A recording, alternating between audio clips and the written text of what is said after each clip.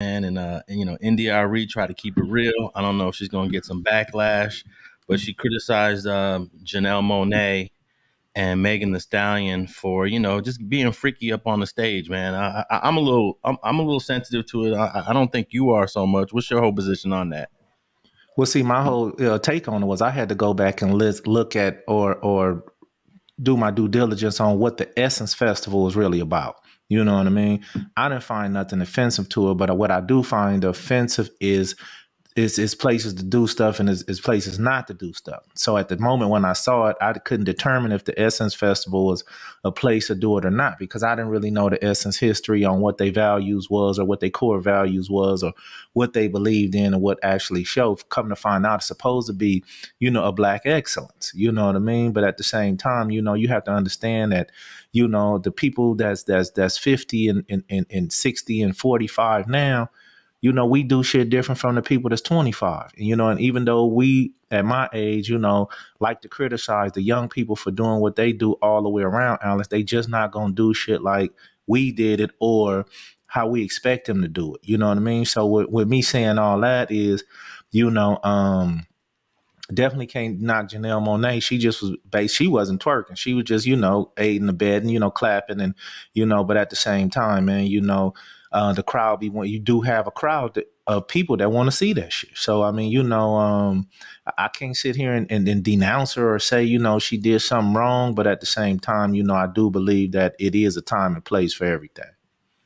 Well, I understand Megan Thee Stallion's pretty much whole career is based and built off of her being very sexual and showing that freak side. Now, Janelle Monae, I've been following this chick for over a decade, and she used to be very reserved. No But doubt, no doubt. last several months, she's been getting a little bit more sexual. She even, I think she went topless at some public event one day, or took her shirt off. Or I was like, wow, I didn't even know. I never even knew what Janelle Monae's body looked like because she dressed so conservative and she Right. didn't. But yeah, she's. I think she's going the route like, hey, this is probably better for my career. No, no doubt. Listen, Alex. At the end of the day, man, these people trying to sell records. You know what I mean? And then when they see Megan Thee Stallion come through shaking that ass, selling a whole bunch of records along with Lotto and the rest of them that's doing a whole lot of freaky shit because, you know, the 50-year-olds aren't buying Megan Thee Stallion albums. It's the 30 and under who's really going out there. I'm talking about 15 to 30 is really who's supporting, you know, these new genre people, and they buying a whole lot of them or downloading a whole lot of these records. Opposed to Indie Irie put a song out right now. It's only so many of us gonna go buy an album. You know what I mean? You know, the rest of us gonna look at it on YouTube a few times, and that's gonna be that. So when you talk about the business side of it and you talk about the reality side of it, sometimes these artists do got to go do a little things more raunchier because this is what the crowd want nowadays. If you listen to even the rap lyrics of female rappers, you would have never heard some of the stuff that come out of Megan's mouth come out of MC Light mouth, bro. You know what I mean? Not in a million years. But at the same time, you know, Lil Kim set the tone. Her and Foxy Brown, that shit took off. And now these women are selling millions of records and making millions of dollars. So, you know, if you go look at, you know, Nicki Minaj pockets and you go look at, you know, MC Light pockets, it is different. And I do think it's to the, you know, them catering to what the young crowd want to hear. So, but on the flip side, us being, you know, 50, you know, year old men, you know, we do look at it different. We do look at the conservativeness. We do want to see some wholesome shit, you know what I mean, at these Essence festivals and things of that nature, because that's what they were built on. So that's my take on it. Well, you know, we've always had the Little Kims, we've always had the Trinas, we always had the Adina Howards, but at least we had other options to choose from. Today, every single female, even the cute little one that I like, Ice Spice, they all in the same genre. They're all on that freaky sexual. How many female rappers that are, you know, in the top 10 aren't in that genre? I can't think of any. Yeah, I was going to say probably none, you know, but that's what the culture has come to, you know, and it's not just with female rappers, it's in totality of the young generation, you know, who's to blame for the turnaround? Is there somebody to blame for the turnaround? You know, but unfortunately, you know, like you say, man, you know, Nowadays, man, if they ain't talking about deep throat and some shit, these dudes don't want to hear it, Well, let me read a couple of quotes from Indie Irie. She said that the issue is what is context. Humanity does everything, but does everything belong in a stage? No. Is everything for kids? No. Is everything for everybody? No. So when we see a culture make something like this mainstream, it shows a lack of discretion and discernment. And for those who don't know, Ndiari is 47. She's almost in that 50-year-old category. So do you think this is a reflection of the age she's at, or is just her whole, this is who she is, because she's always been like this. Even when she was 20 years ago, she was like this. Yeah, but at the same time, I felt a sense of, I ain't gonna use the word hate, but I think she used the wrong term when she said, this don't belong in the mainstream. No, I belong in the mainstream if this what the mainstream is ready to accept. She don't belong in the mainstream no more if the mainstream say we don't want no more Indie Irie. So you can't speak for the mainstream. You know what I mean? So I think that was the only issue I had with what she said there, to say this don't belong in the mainstream. Man, you got white folks out there. You got old white women on YouTube and TikTok twerking and doing certain things. Tides are turning.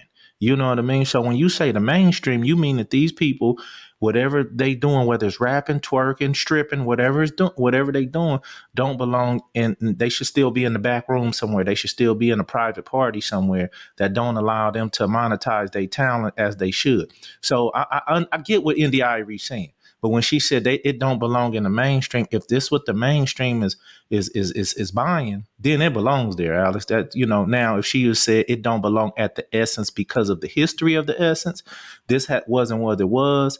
Don't forget the Essence Awards, the one posted this on their Instagram.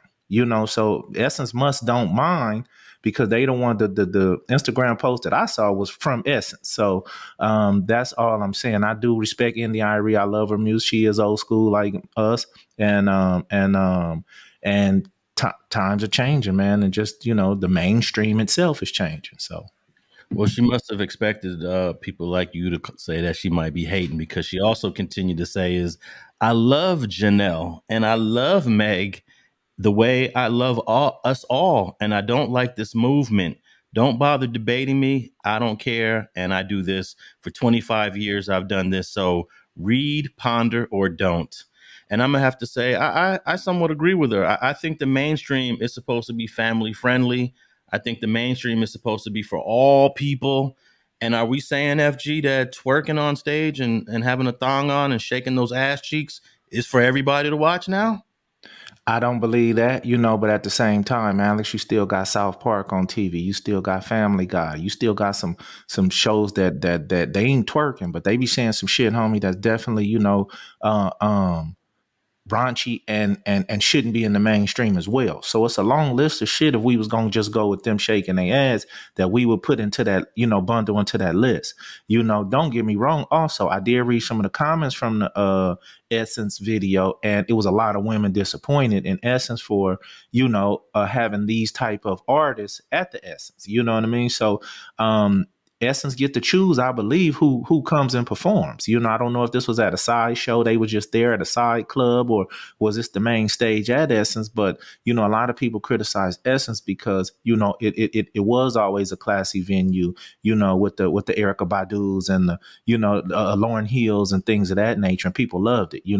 But if the numbers start dwindling when the Erykah Badu's and the Lauryn Hills was performing, and start spiking when you start putting Megan on stage and other things, then Alex, you know how this go as far as the finance part, the money part of it. They gonna go where the money is. How I go. Now, morally, I get what you're saying. Ass cheeks shouldn't be on mainstream TV, and just like they shouldn't be saying bitch on the regular radio like they can do now and get away with it, as well as nigga on the radio. And no, those things aren't for mainstream, but unfortunately, this is what it's come to. Well, the Family Guy was definitely a little raunchy. Or was it what show did you quote earlier? I'm sorry, South Park. That South Park show was wild.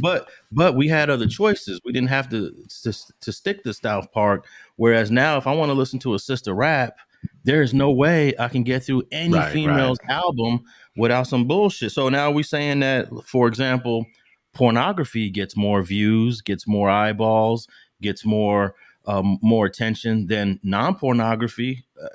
Are we going to say at some point porn is going to be part of the mainstream form of entertainment that is going to be on all our platforms in the future? No, maybe not, but TV is starting to get skimpier and skimpier on the outfits, you know. And I don't know if you watch porn, Alex. You probably don't, but I do. They get millions and millions of views, so That's somebody's what I'm watching. saying. You know. But So my point is, it could eventually not fully make its way to the mainstream, but at the same time, by way of twerking and by way of, you know, Janelle Monae having her breasts out somewhere, is slowly working its way into it, you bro, and that's how it go, you know. But it'll never fully be there. But I'm agreeing with you on the aspect of what it should be. I'm just understanding the fact of what it is. You feel me? Well, if we stay on this trajectory, what I'm saying about porn is, are we going to see porn on Netflix? We'll be able to get it on Apple TV. Are we going to be able to go on Hulu and watch porn? Because right now, if you want your porn, you got to go into the non-mainstream platform. Right. No, you're right. You're So, 100% right. But yeah, and unfortunately, yeah. I know how popular porn is, but shit, I hope we don't make that shit mainstream. Because if I'm getting porn on my Netflix, I'm gonna unsubscribe.